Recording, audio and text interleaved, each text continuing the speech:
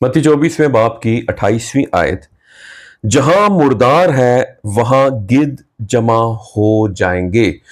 खुदावंद यीशु मसीह के शागिर्द खुदावंद यीशु मसीह से पूछ रहे हैं मत्ती 24वें बाब में कि तेरे आने और दुनिया के आखिर होने का क्या निशान होगा। और खुदावंद यीशु मसीह इस चैप्टर में बातों को बयान कर रहे हैं कि आमद सानी की निशानियां क्या क्या होंगी, ईमानदारों के क्या हालात होंगे, लोग कैसे झूठे नबी उठ खड़े होंगे और कहेंगे मसीह यहाँ है, मसीह वहाँ है।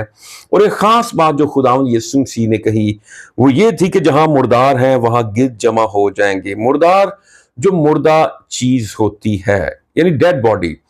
अब जब मुर्दार किसी जगह पर पड़े होते हैं तो वहां पे गिद्ध जो है वो आ जाती है और उनका गोश्त वो खाना शुरू हो जाते हैं, उनको नोचना शुरू हो जाते हैं।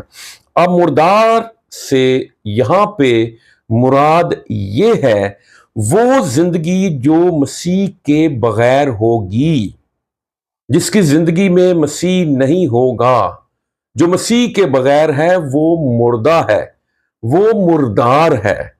और जो मसीह के बगैर होगा या मसीह के बगैर होता है उसकी हालत मुर्दार की मानद है। और गिद्ध जो है ये गजब की अलामत है, ये अदालत की अलामत है।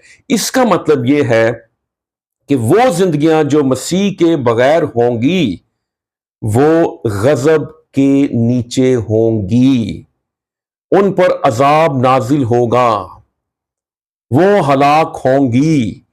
इसलिए खुदावंद यीशु मसीह आने वाला है।